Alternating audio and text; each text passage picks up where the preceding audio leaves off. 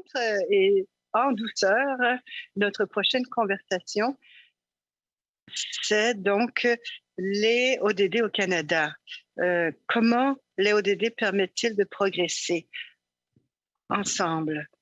Et nous allons maintenant voir, on a parlé de ce que c'était et ainsi de suite. Maintenant, on va voir vraiment où on en est. On va faire le point. Alors, Michelle Baldwin sera la modératrice, conseillère principale transformation Fondation communautaire du Canada. Bienvenue, Michelle. Et puis, le panel comprend Denise Amiot, présidente et chef de la direction Collège Institut Canada, James Blair, jeunesse autochtone, et Jean Martel, coach en développement durable de Evol. À vous la parole, Michel. Allez-y. Formidable. Merci de votre accueil. Et comme vous l'avez entendu dire, je fais partie de Fondation communautaire du Canada. Nous appuyons aussi Alliance 2030 et nous sommes des partenaires fiers de Together Ensemble. Comment change-t-on donc les attitudes, les paradigmes, les systèmes vers un avenir durable et équitable? Nous avons vu comment les fondations communautaires du Canada et le secteur privé est un élément essentiel pour travailler vers cet avenir. Et les ODD nous donnent cette direction, cette orientation. Et que ce soit donc un travail local, régional, national ou mondial, c'est nécessaire. Moi, je suis ici sur les territoires traditionnels des Anishinabés et des peuples liés à London du traité de 1796 de la ceinture Wampum. Ces terres ont été prises de ces peuples autochtones et je suis remplie de gratitude envers ces peuples qui ont été intendants de ces terres pendant si longtemps et je vais continuer en ce sens. Les ODD mettent l'accent sur donc ne laisser personne de côté et traiter des inéquités au sein des collectivités, des régions, des nations et promouvoir l'action par donc les mesures à un niveau local et collectif. Pour le Canada, il est important de considérer les besoins de tous, y compris le partage du pouvoir et de la prise de décision aux personnes vulnérables et aux Autochtones au Canada, aux personnes sous-représentées. Il est important, nous avons vu pendant la crise actuelle l'importance que revêtissent les ODD partout dans le monde. Et nous avons donc ce programme 2030 qui est nécessaire pour la transition et la transformation mondiale. Les ODD sont extrêmement pertinents. Nous avons avec nous un panel incroyable qui vont nous offrir des exemples et qui vont nous permettre de dialoguer sur comment les ODD permettent-ils de progresser.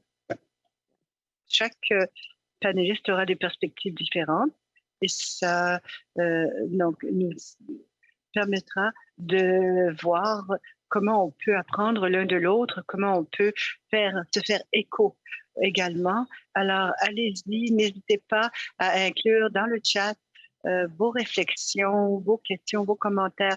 Nous voulons que ce soit dynamique et que ça engage votre participation à vous tous et à vous toutes, participants et participantes.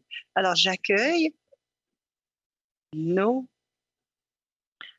panélistes. D'abord, Jean Martel. La première question que je vais leur... la première chose que je vais leur demander, c'est de se présenter et de dire comment ils s'engagent dans les ODD au travail. Jean Martel, James Blair et Denise Amiot donc, constituent notre éminent panel. Alors, à vous la parole. Jean, si ça vous convient. Oui. Vous signifiez que je suis au Saguenay-Lac-Saint-Jean, au Québec, sur le territoire non cédé du Nitassinan. Donc, that's my pleasure to be here. I'm in really good shape. Alors, il me fait plaisir d'être avec vous aujourd'hui. Je suis heureux d'être là et je suis ravie d'avoir entendu discussion précédente, ça a été vraiment absolument époustouflant. Moi, je suis un être humain, d'abord et avant tout. C'est pourquoi je m'engage envers les ODD et mon travail vise donc à financer par une compagnie qui finance les incidences relatives aux ODD avec les critères d'inclusion et de diversité. Et toute ma vie, j'ai travaillé à l'environnement également et je suis donc très heureux d'être ici pour vous en parler. Et par ailleurs, chaque entrepreneur peut changer le monde un projet à la fois.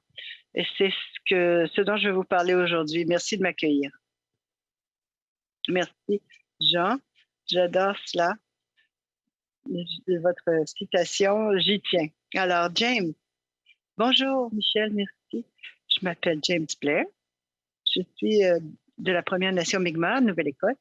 J'ai reçu mon diplôme en gestion internationale de McGill récemment, mais une grande portion de mes études ont mis l'accent sur le développement international et le développement durable.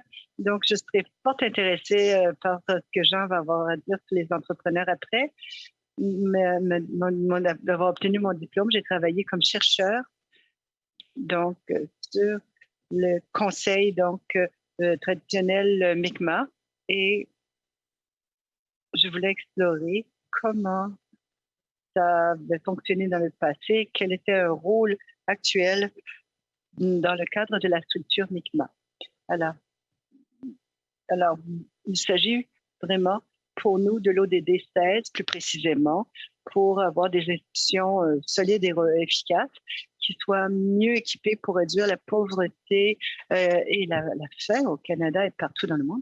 Et nous voulons donc aussi agir pour la croissance économique pour les Premières Nations. Donc, et évidemment, avoir des collectivités plus durables. Et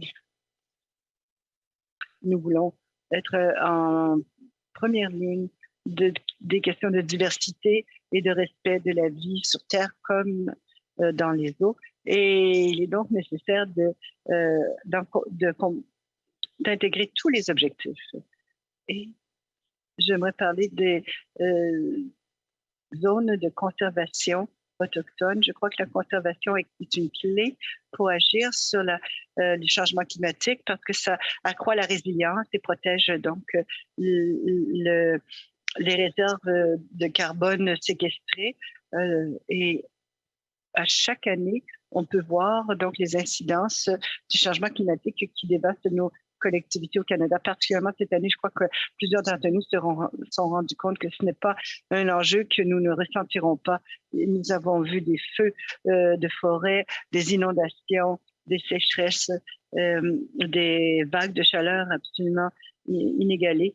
Et je crois que la protection des systèmes écologiques, même si c'est près de régions habitées, permettront d'atténuer ces risques, et particulièrement les plans d'eau qui sont inclus dans les zones de conservation autochtone qui donc visent le soutien des communautés autochtones et non autochtones par leur faune et leur flore.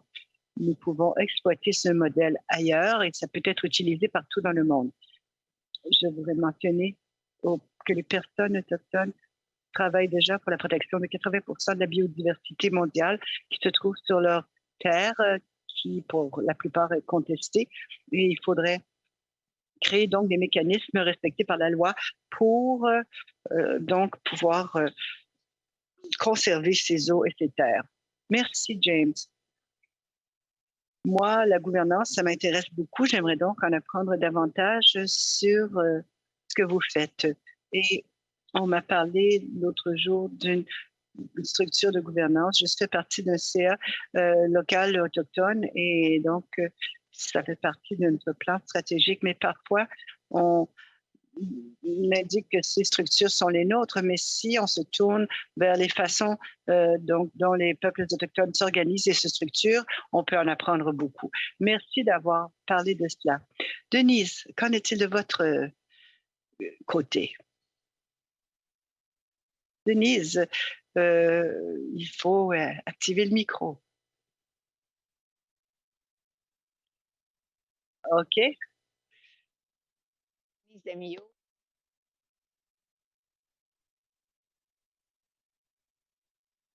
le territoire du peuple algonquin, Anishinaabe, non cédé, et ça me fait plaisir d'être avec vous. So I represent a national association. Moi, je représente une association nationale qui s'appelle Collège Institut Canada, qui est la plus grosse association postsecondaire au pays, qui inclut tous les cégeps, les instituts, les polytechniques, les collèges communautaires, ainsi que 15 universités qui ont également un pan collégial. Donc, j'ai adoré la question. Quel est votre lien avec les ODD? Alors, laissez-moi vous raconter quelque chose d'abord. La ministre Gould m'a inspiré à vous en faire part. Elle a mentionné que souvent, on pense aux ODD pour d'autres pays, mais pas pour le nôtre. Et je dois vous dire que c'est ce qui s'est produit dans ma propre association pendant des années. On travaille dans des projets internationaux et on a toujours lié cela aux ODD et aux objectifs du millénium à l'époque. Mais jamais quant au Canada. Et après, il y a eu une pandémie. Et après 6 mois de pandémie, on entendait tout ce qui était dit quant aux groupes marginalisés qui étaient plus touchés, des questions de durabilité, de pauvreté. Et ça nous a vraiment frappés. Pourquoi est-ce qu'on ne parle que des ODD à l'échelle internationale et pas à l'égard de ce que l'on fait ici au Canada avec nos membres, pour nos membres? Donc, ça a été, si vous voulez, une révélation. Et maintenant, il y a, peu importe ce que l'on fait, peu importe, nous intégrons les ODD à notre réflexion, non seulement dans nos services à nos membres, mais dans les programmes que l'on offre, mais aussi en tant qu'employeur. Donc, ça a été transformationnel pour nous. Et ce que nous avons découvert lorsqu'on a parlé de cela aux autres, ils pensent souvent qu'il ne s'agit que de l'environnement, que c'est que de la durabilité liée aux questions donc physiques, donc aux questions de durabilité de la Terre. Non, il s'agit des gens et de ce que ça inclut. Et bien sûr, on ne peut pas couvrir les 17 ODD d'un coup. On a décidé de mettre l'accent sur les ODD qui sont plus pertinentes pour nous. Par exemple, l'objectif 4, l'objectif 5, concernant donc l'égalité entre les sexes, l'objectif 8, le travail destin, croissance économique, et 10, inégalité réduite, évidemment pour le travail destin et la réduction des inégalités. Et pour 13, bon, les mesures et le partenariat. Et lorsqu'on entend 4, 5, 10, 8, 10 et 13, vous comprendrez pourquoi on a eu cette épiphanie 6 mois après le début de la pandémie. Et ce que l'on fait, très brièvement,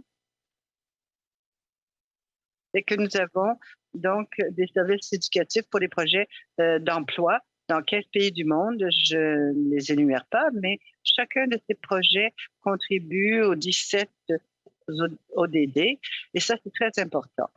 Et nous avons aussi lancé une initiative d'importance à l'échelle pan-canadienne, et ça s'appelle Impact EDI, Équité, Diversité, Inclusion. Et cette initiative d'envergure pan-canadienne permettra d'intégrer les pratiques exemplaires et de réunir des gens pour en discuter et avoir une approche coordonnée à l'inclusion pour mieux influencer le secteur privé et les collectivités où l'on travaille. Nous avons décidé au début qu'on devait avoir un protocole, un peu comme ce qu'on a pour l'éducation autochtone. Et on a découvert qu'il y avait cet accord ODD qui existait pour le milieu postsecondaire précisément. Et nous sommes donc la première association postsecondaire au Canada à être signataire de cet accord. Et nous avons maintenant 17 de nos membres qui ont signé et nous visons davantage encore. Et je voulais finir ce segment en parlant de ce que les gens ont dit de nous quant à notre engagement aux ODD. Et c'est Coral Framberg qui a dit, elle est responsable pour le Social Purpose Institute et elle a nommé notre association, Collège Institut Canada, comme étant un des 2 associations à visée sociale au Canada qui s'alignent aux ODD. Elle a dit aussi dans un autre document qu'une autre association qui s'engage à appuyer ses membres pour devenir une force du bien, c'est Collège et Institut Canada, avec ses 114 membres partout au pays. Il y a 2 ans, l'association a adopté une nouvelle vision, un meilleur avenir pour les gens et les collectivités, une proposition de valeur d'être un amplificateur de force pour les collèges et instituts au Canada. Et c'est pourquoi nous avons décidé d'adopter les ODD qui nous aident à mieux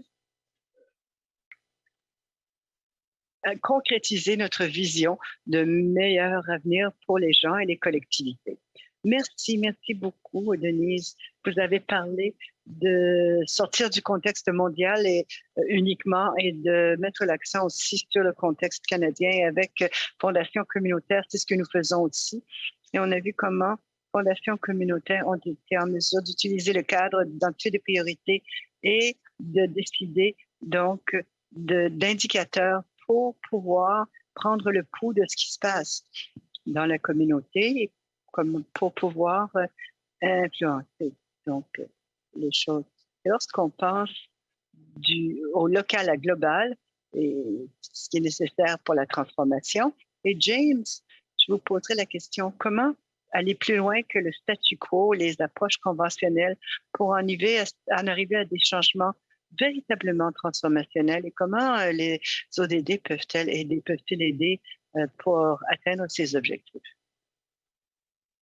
Mais bien, cette question me rappelle lorsque je travaillais au Népal par un stage du Conseil des coopérations internationales ici, j'ai vu comment les ODD sont mis en œuvre dans les pays en voie de développement. Et ça a été très intéressant. J'étais là pas très longtemps, mais j'ai vu que l'économie locale a vraiment progressé. Et il y a un accent important sur les aspects de durabilité, mais beaucoup des ODD ont à faire avec l'amélioration de la qualité de la vie pour tout le monde. Ça a à faire avec éliminer la pauvreté et permettre aux gens de subvenir à leurs propres besoins. Et le reste suit finalement. Dans un petit village à l'extérieur de Katmandou, tandis que j'étais là, très peu longtemps, j'ai vu qu'il y avait un gym qui a ouvert, des petits restaurants, des cafés et des boutiques. Et j'ai vu donc l'environnement, la conjoncture économique de ce petit village qui a vraiment évolué. Les gens avaient accès à l'eau chaude et achetaient donc des appareils. Et tous ces nouveaux développements, on les attendait depuis longtemps, m'a-t-on dit. Et j'ai vu à quel point ces occasions pour les gens de la localité les habilitaient véritablement dans un contexte où c'était très important. Et la raison pour laquelle j'en parle, c'est qu'il faut qu'il y ait davantage d'efforts au niveau communautaire pour favoriser un environnement qui améliore la qualité de vie de tous ceux qui sont là, c'est-à-dire rendre les villes même plus vivables pour ceux qui y sont. Et ça se produit dans des petites collectivités, en sortant les gens de la pauvreté, en offrant donc un développement économique soutenable qui permet de progresser vers d'autres ODD. Et l'anecdote dont j'ai parlé, c'était dans le contexte d'un pays en voie de développement, mais je crois tout à fait que le Canada pourrait agir de même à une échelle qui n'a jamais été tentée, particulièrement donc avec les enfants, afin de veiller à ce que les enfants puissent donc sortir de la pauvreté partout au Canada. Une population qui peut se nourrir, se loger, et arrive à atteindre son potentiel, et cela donc vise et donc permet donc une qualité de la vie améliorée pour toutes les vies en cause. Oui, ce développement des économies locales et afin de veiller avec donc prendre en compte ceux qui y sont, ceux qui sont les plus touchés, c'est absolument essentiel, tout à fait.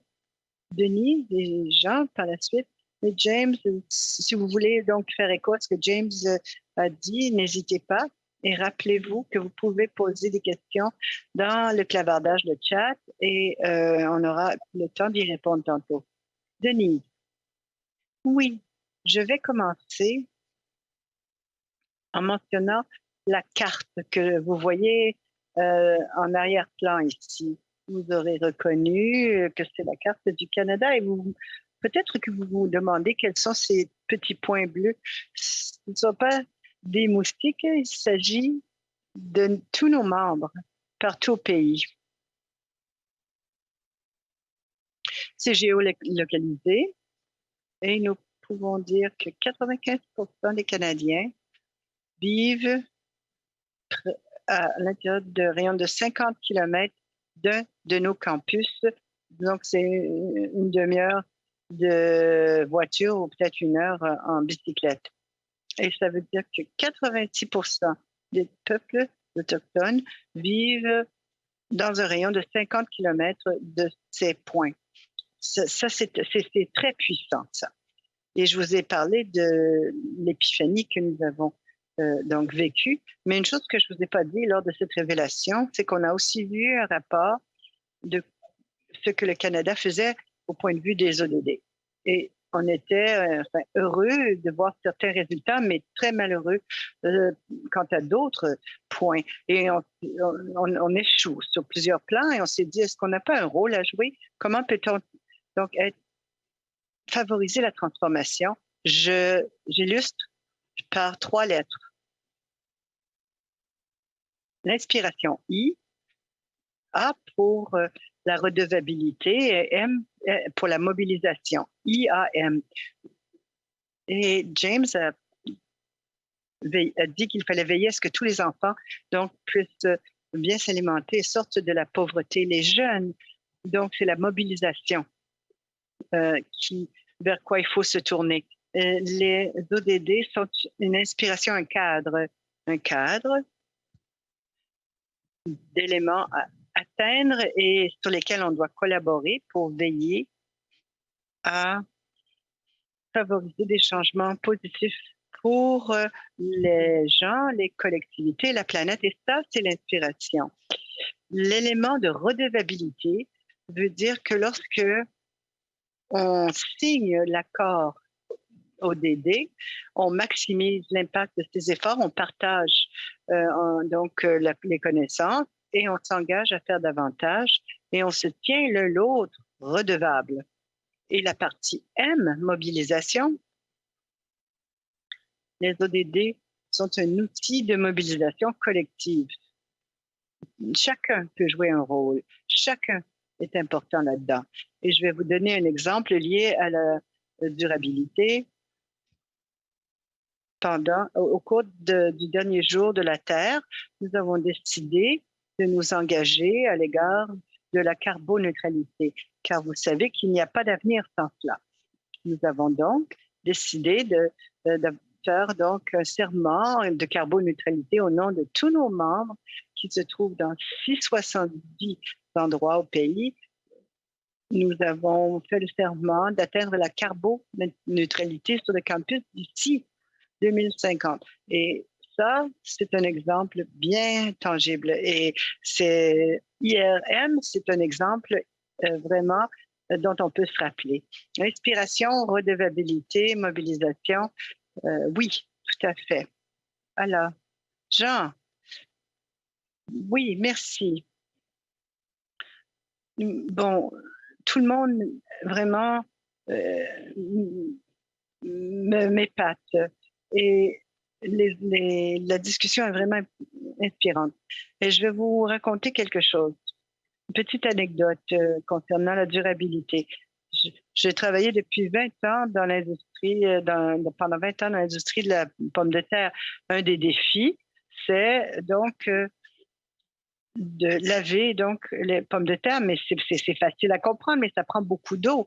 Donc, avec le temps, on se posait à cette époque la question que faire? Parce que c'était une petite municipalité où on était installé. Les gens se plaignaient d'avoir donc un débit d'eau très limité suite à nos activités. Et nous avons donc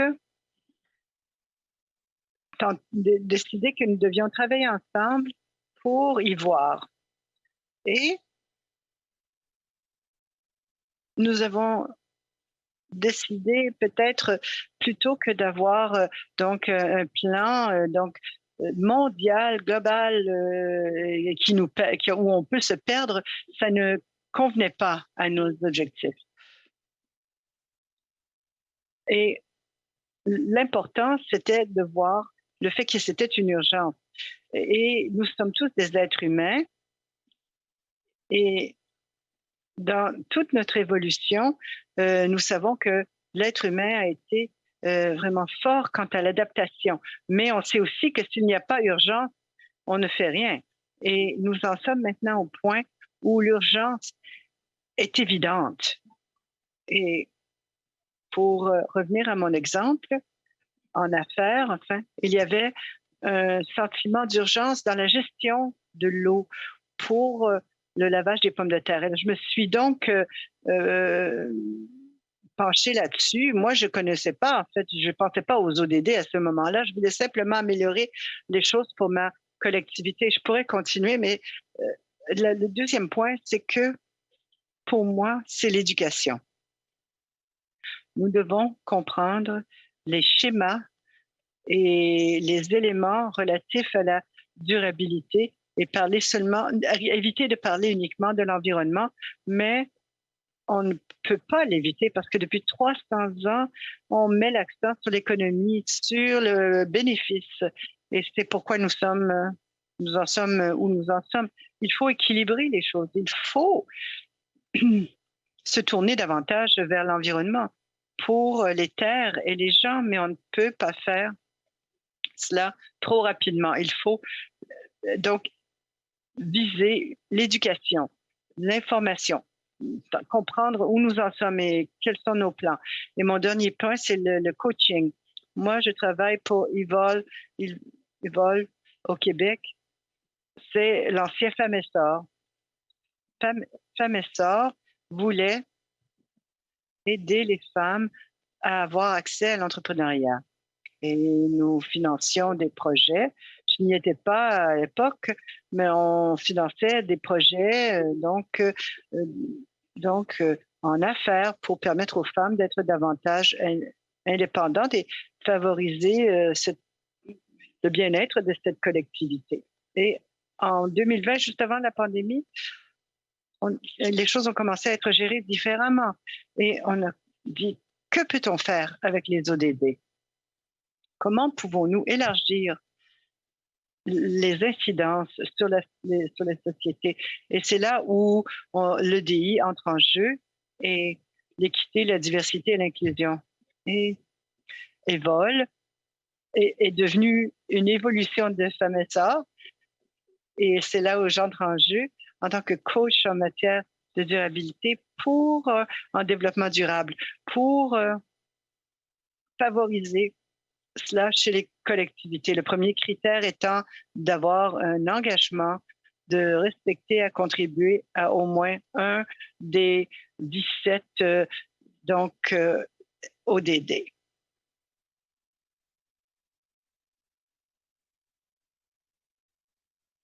Je m'intéresse aux ODD depuis longtemps, mais à l'heure actuelle, il me semble qu'on doit se concentrer sur les entreprises. Les entreprises souffrent depuis 2 ans, beaucoup. Dans le cadre du financement de projets, les entreprises nous posent souvent la question « Que puis-je faire ?» Et à mon avis, c'est la raison pour laquelle il faut offrir un encadrement, un accompagnement, c'est-à-dire un plan concret de financement, mais aussi pour accompagner les sociétés suite au financement, pour aller plus loin. Et à mon avis, c'est ce qu'il faut gérer. Comment les gens peuvent-ils évoluer dans le contexte des ODD? Les gens ne comprennent pas forcément ce que sont les ODD. Au Canada, on ne s'est pas tellement attaché aux ODD, on s'est surtout attaché à la responsabilité sociale d'entreprise. Et donc, en Europe, on a plutôt parlé d'objectifs de développement durable. Il y a donc un problème de langage qu'il faut corriger. Alors voilà, un objectif. Je ne crois pas que les ODD soient le moyen, l'outil pour parvenir à un objectif. C'est plutôt l'objectif. C'est bien un objectif. Il faut donc trouver le moyen d'atteindre ces objectifs ensemble. Alors voilà ce que j'ai à dire. Je pourrais m'éterniser. Non, merci Jean. Vous évoquiez le secteur des affaires, qui est un élément important. Il faut mobiliser le secteur des entreprises. Et tandis que je me préparais à la journée d'aujourd'hui, je réfléchissais au fait que la pandémie nous écarte un peu des ODD, de l'environnement, du climat.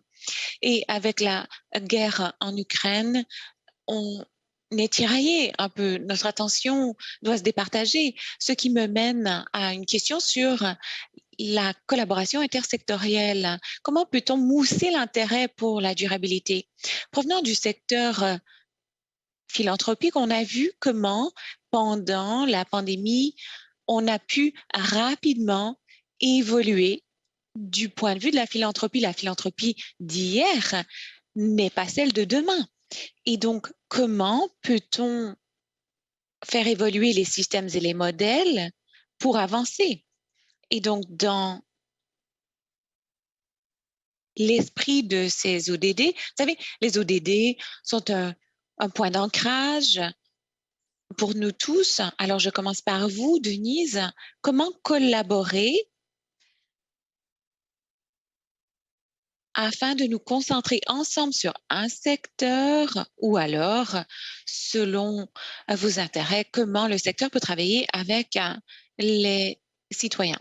Alors, dans mon domaine d'activité, il faut travailler avec les autres. Si vous regardez la carte du Canada, nous sommes souvent le carrefour d'un grand nombre de collectivités. Nous travaillons avec le secteur des affaires, sans but lucratif, de la santé et ainsi de suite. Alors, je souhaiterais rebondir sur une chose que vous avez dite un peu plus tôt, qui est liée au secteur de la philanthropie. De notre côté, nous avons organisé des projets de financement social dans le passé, ici au Canada, liés aux compétences essentielles, qui sont essentielles pour l'accès au marché de l'emploi. Car sans les compétences essentielles, qui sont ce qu'on appelle aujourd'hui les compétences de la réussite, il est très difficile de décrocher un emploi, d'avoir une carrière, quel que soit le domaine dans lequel on souhaite travailler.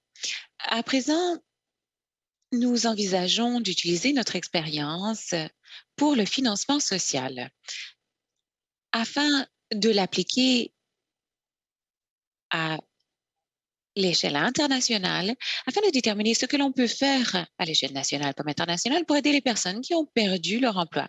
Il existe une crise dans à peu près tous les secteurs au Canada, mais partout euh, sur la planète, c'est-à-dire qu'on a des pénuries d'employés et pourtant nous avons des chômeurs car ils n'ont pas les compétences recherchées. Alors si quelqu'un dans notre public s'intéresse à cette question du financement social, nous serions très heureux de travailler en collaboration avec vous. Or, pour répondre à la question que vous posiez plus précisément, c'est-à-dire comment travailler de manière intersectorielle, je vais vous donner un exemple de quelque chose que nous avons fait pendant la pandémie. Nous avons lancé la toute première trousse d'outils ODD afin de faciliter la collaboration. Il s'agit d'une ressource en accès libre, de sorte que chacun peut y avoir accès sur notre site web de Collège et Institut Canada. Et cet outil présente des innovations de partout au Canada sur les ODD en financement, en question d'études universitaires et étudiants, en recherche appliquée. Et donc, il y est question d'engagement au service de l'atteinte des ODD. La deuxième chose que nous avons faite, c'est que nous avons mis en place 3 groupes distincts de comités consultatifs nationaux, un sur la durabilité, un sur l'équité, la diversité et l'inclusion et un sur l'atteinte de la carboneutralité, le net zéro. Et là, je rejoins quelque chose qui a été dit un peu plus tôt. On a parlé de la voix de la jeunesse. Pendant la pandémie, on s'est constamment adressé à la jeunesse pour leur demander la rétroaction qu'ils avaient à nous donner. Et on a vite découvert que le groupe de jeunes ne peut pas s'attacher exclusivement à un projet. C'est pourquoi à présent, nous avons un conseil consultatif énorme qui nous conseille au sein de l'association et qui est constitué en partie de jeunes. Et la dernière chose que j'évoquerai concerne une chose que nous avons faite grâce au soutien du gouvernement du Canada. Nous avons organisé des stages d'impact. On offrait des stages à des organismes qui cherchaient à faire évoluer les ODD. Parallèlement, cela donnait de l'expérience de travail à ces jeunes stagiaires, tout en accélérant la cause des ODD et en accélérant l'atteinte des ODD pour les organismes en question. Donc, on estimait que c'était un moyen concret de disperser des jeunes, d'éparpiller des jeunes dans divers secteurs afin qu'ils puissent faire avancer la question des ODD. Merci, Denise.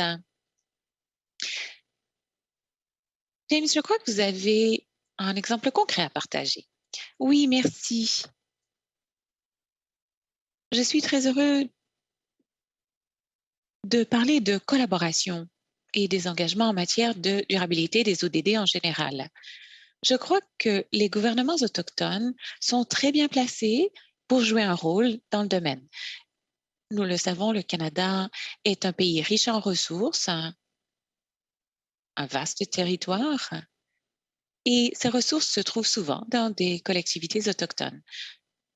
Heureusement, un grand nombre de ces communautés ont des structures de gouvernance qui leur permettent de travailler avec des promoteurs.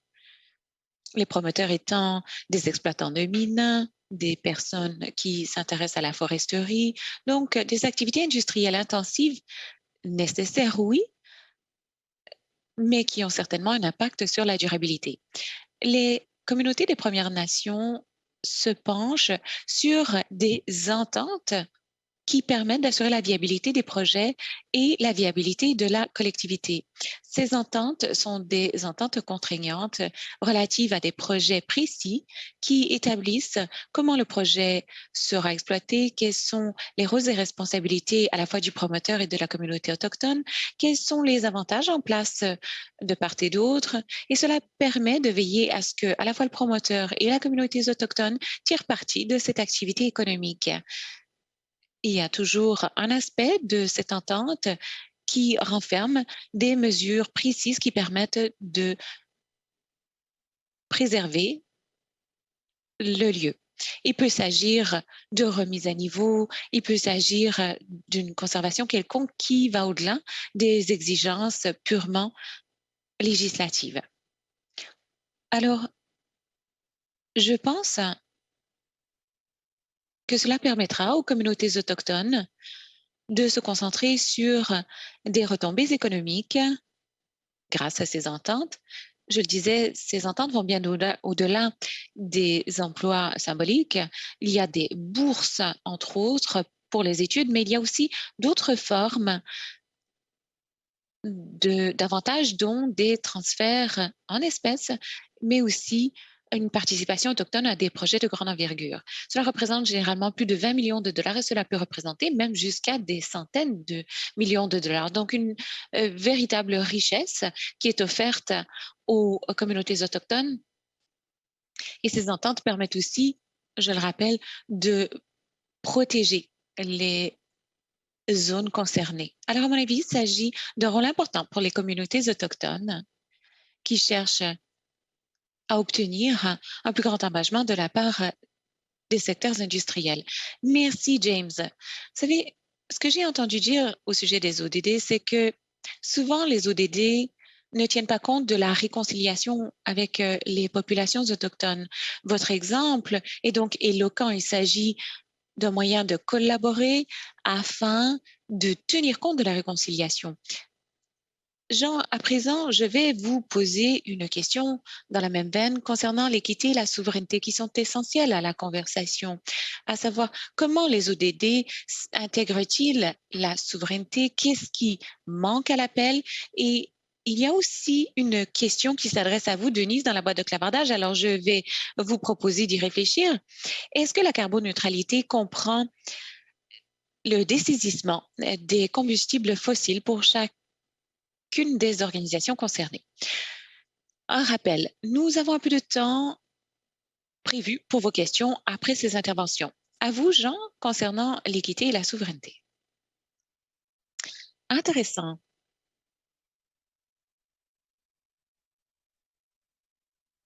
Je pense à la pandémie et à ce qui se passe en Ukraine. Cela est tout à fait lié aux ODD. D'abord, du côté de la pandémie,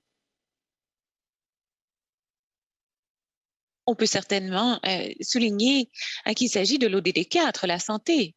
Il a fallu se concentrer exclusivement peut-être sur cette ODD. Est-ce qu'on l'a fait en songeant à cette ODD? Peut-être que non, mais c'est le cas. Concernant l'Ukraine et d'ailleurs d'autres pays, c'est une question de souveraineté. Qu'est-ce qui fait qu'on arrive à s'entendre les uns avec les autres? Est-ce qu'on s'en occupe suffisamment? J'écoutais ce que disait Denise un peu plus tôt.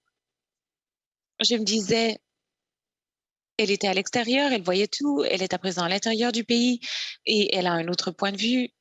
C'est ainsi qu'on peut discuter et c'est ainsi qu'on travaille avec les gens, pas pour les gens. Je ne travaille pas pour la communauté, pour le dé. Non, nous devons travailler ensemble afin de renforcer notre souveraineté.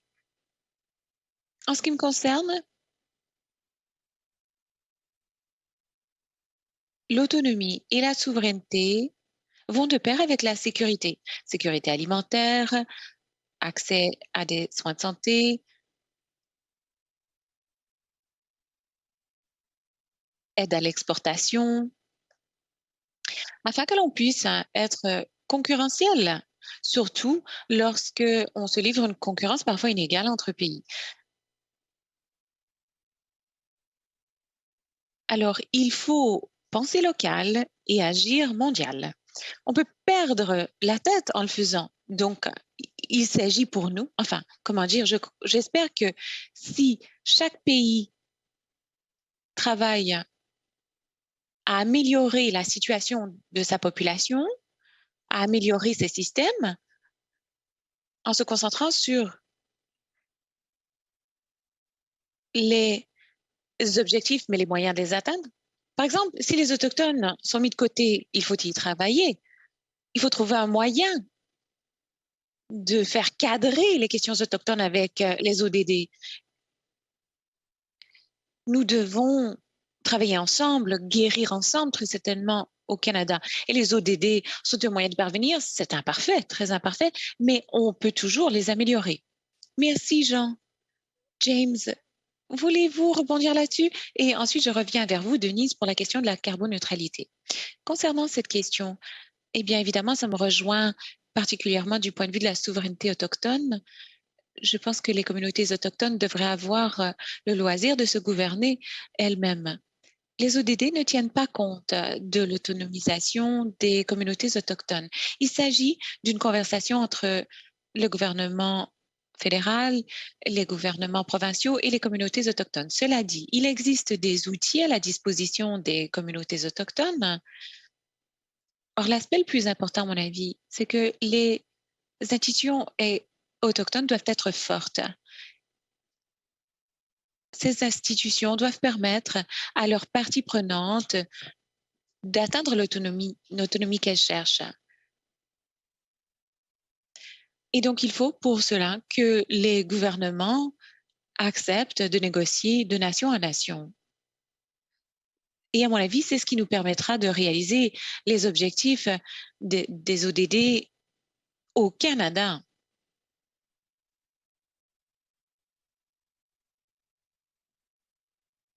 Cela touche également les promoteurs de projets, car les promoteurs font partie de ces tractations entre parties, car ce sont souvent des ententes tripartites entre le promoteur, le gouvernement du Canada et les gouvernements autochtones. Le projet auquel je travaille à l'heure actuelle tient compte de la souveraineté autochtone. Et je pense que si une communauté autochtone est respectée et qu'elle peut se gouverner souverainement, cela permettra de mieux négocier avec les gouvernements et les promoteurs afin de créer un environnement qui convienne à tous, pas seulement les populations autochtones, mais les populations autochtones et non autochtones. Car nos ressources sont des ressources collectives. Et plus nous travaillerons à asseoir cette réalité dans nos échanges, plus nous progresserons au service des ODD. Alors, Denise, le plan de carboneutralité tient-il compte du dessaisissement des combustibles fossiles pour chacune des institutions, chacun des organismes? Vous voulez que je réponde en 2 minutes? Oui, car je crois qu'il nous reste une dizaine de minutes. Je ferai de mon mieux, donc. Rappelons-nous d'abord que nos institutions participent à la formation de personnes qui deviendront les employés ou les employeurs de l'avenir. Il est donc très important de parler de carboneutralité, de parler de durabilité dans l'ensemble des programmes de nos systèmes. Ensuite, 95% de nos membres font de la recherche appliquée. Un grand nombre d'entre eux participent directement des efforts de recherche appliquée qui permettent au secteur des affaires ou le secteur sans but lucratif de réfléchir à la durabilité ou la résolution de problèmes très concrets pour un secteur industriel ou une société sans but lucratif. Cela peut avoir un impact non seulement sur nos systèmes et nos installations, mais également sur les collectivités où se trouvent ces installations. Si l'on songe à l'ensemble de ces installations qui se trouvent partout au pays, pour répondre à votre question, est-ce qu'il y aura effectivement des saisissements des combustibles fossiles? Ce que je répondrai, c'est que chacune de nos institutions est arrivée à un stade différent en matière de durabilité. Certaines sont très évoluées, certains de nos établissements ont fait beaucoup de progrès. Certains évaluent leurs gaz à effet de serre, mais ce que je peux vous dire, c'est qu'il existe effectivement un engagement visant à examiner l'ensemble de ces aspects. D'abord, l'infrastructure. Voilà la raison pour laquelle la mise en place de programmes de rénovation, de construction permettent de garantir que l'on atteigne ces objectifs. C'est essentiel pour nos communautés. Deuxièmement, évidemment, les sources d'énergie. Les sources d'énergie doivent être variées. Est-ce que nous aurons complètement dessaisi nos établissements de leurs investissements et de leur infrastructure en matière de combustibles fossiles? Non, certainement pas, mais on peut tendre vers cette réalité. Ensuite, il y a la question du transport. Parfois, le transport en commun est un problème dans beaucoup de localités. Ensuite, sécurité alimentaire. Il faut une forme de transport pour apporter cet approvisionnement aux localités. Ensuite, gestion des déchets. Voilà une autre chose qui est essentielle. L'utilisation de produits dans les laboratoires ou dans l'horticulture, le jardinage ou la prestation de soins de santé. Ce sont toutes des choses qu'il faut examiner et c'est ce que nous faisons. Et enfin, un aspect très important, il s'agit d'évaluer où on en est, faire un état des lieux et ensuite savoir qu'on cherche à atteindre la carboneutralité, quelle sera la feuille de route pour y parvenir. Mais cela dit, il nous faut davantage de soutien. Cela signifie tous les paliers de gouvernement qui doivent également contribuer à l'effort. Bien, merci. Vous savez, je vous rejoins lorsque vous dites que dans votre réseau, chaque établissement en est à un niveau différent. Je pense à la même chose du côté des placements. C'est vrai que oui, on essaie de se dessaisir des combustibles fossiles, mais cela ne peut pas se faire du jour au lendemain. Il nous reste 5 minutes. Alors, j'ai une question que je vais vous poser à partir de la boîte de clavardage à l'ensemble d'entre vous. Selon un rapport récent du comité d'examen des questions climatiques, il est question de mettre en œuvre des mesures d'atténuation et d'adaptation avec l'idée des ODD en tête. Est-ce que le Canada envisage d'atteindre une synergie similaire? Alors, est-ce que vous avez envie de répondre à la question?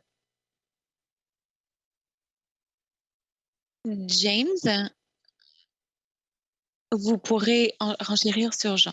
Alors, oui, c'est possible. Je vais vous dire comment on peut s'y prendre. Lorsqu'on finance une entreprise, on évalue le risque financier et on examine les ODD. Et dans ce contexte, on demande aux candidats au financement quels sont les risques d'ODD de votre projet et comment atténuerez-vous ces risques? Oui, nous procédons à cette évaluation. Il faut changer le monde un projet à la fois. Et nous réussirons. James, à vous. Alors, je crois que, enfin, je ne veux pas conclure sur une note négative, mais je pense que effectivement, il faut s'adapter au changement climatique. Il n'y a plus grand-chose à faire pour éviter les catastrophes climatiques à l'heure actuelle, surtout au Canada, où le climat se réchauffe plus rapidement qu'ailleurs dans le monde, surtout dans l'Arctique, où le réchauffement est de presque 3 degrés au-delà de ce que l'on voit ailleurs. Alors, c'est particulièrement grave et donc l'adaptation, l'atténuation est nécessaire. Tous les étés, nous aurons des chaleurs, des vagues de chaleur plus extrêmes, des canicules, des inondations. Mais la bonne nouvelle, c'est que nous sommes un pays riche qui peut s'adapter rapidement. On peut construire des villes et des résidences plus résistantes à cette évolution climatique. Je pense que la pression qu'on exerce sur le gouvernement fédéral pour mettre en œuvre davantage de programmes d'atténuation et d'adaptation n'ira que croissant à l'avenir. Alors, je ne peux pas réagir au nom du gouvernement du Canada par rapport à ce que dit le groupe d'experts intergouvernemental sur l'évolution du climat, mais j'espère qu'il s'agit d'un coup de semonce dont le gouvernement du Canada prendra acte. Je suis bien contente que vous parliez justement de politique. Comment peut-on travailler main dans la main avec les gouvernements pour tâcher de faire des progrès? Et effectivement, on peut se servir d'ODD comme cadre pour faire ces progrès ensemble. J'ai entendu un grand nombre d'entre vous parler de partenariat et de collaboration, de gouvernance, d'équité, de souveraineté, avec en filigrane le local au mondial. Alors, merci pour tout ce que vous avez dit. Denise, je vais vous demander en terminant si vous avez quelques ultimes remarques pour les 2 dernières minutes. Et par la suite, il faudra passer à autre chose. Alors, quelque chose pour conclure, Denise? Je dirais que je nourris l'espoir que nous approchions tous une amélioration importante et je souhaite vous offrir notre aide pour tendre vers les ODD, car, comme je le disais, nous ne sommes qu'à 50 kilomètres, ou moins de vous. Oui, 50 kilomètres ou moins. Alors, merci infiniment à James, Jean, Denise. Merci pour vos propos judicieux. Je pense que ce que vous nous dites, c'est que nous devons travailler ensemble. L'invitation est lancée. Je crois que les partenariats sont à la base de notre réussite future. Merci. Merci énormément, Michel. Merci beaucoup à tous nos oratrices, orateurs, à Denise, James, Jean. Vraiment, c'est un grand plaisir de vous écouter. Vous avez partagé beaucoup de savoir, beaucoup de connaissances, mais également beaucoup d'exemples concrets qui est vraiment formidable. What I was hearing really and what I find really interesting. Ce que je vous ai entendu dire et que j'ai trouvé très intéressant, c'est le thème principal du panel, c'est-à-dire, est-on au courant du récit de tout le monde? Est-ce qu'on sait reconnaître l'ODD, même si ce n'est pas étiqueté de la sorte? Les ODD sont un cadre de changement.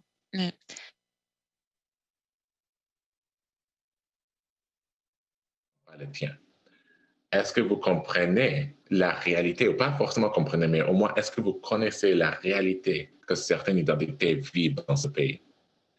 And I hope everyone listened to that invitation. Et j'espère qu'on acceptera tous de collaborer. C'est vraiment le thème de la conférence, le travail commun. Mais il s'agit aussi de s'écouter les uns les autres et de reconnaître que nos réalités ne sont pas les seules réalités et qu'il faut les transcender afin de travailler en étroite collaboration. La prochaine session est une conversation sur le changement climatique. Pardon, pas le changement climatique. Oui, le changement climatique va être parlé. Mais la prochaine session est une conversation sur le changement des systèmes dans les collectivités locales avec les maires et la mairesse de 3 villes canadiennes. So I have the pleasure. J'ai donc le plaisir de présenter Yoti Gondek de ma magnifique ville, Calgary. Bonjour, Madame la maire. Ensuite, Barry Verbanovich de la ville de Kitchener, en Ontario, et la maire Michelle Staples de la ville de Duncan, en Colombie-Britannique. Ce sera animé par Alex Lidstone, directeur général de Climate Caucus. À vous, Alex.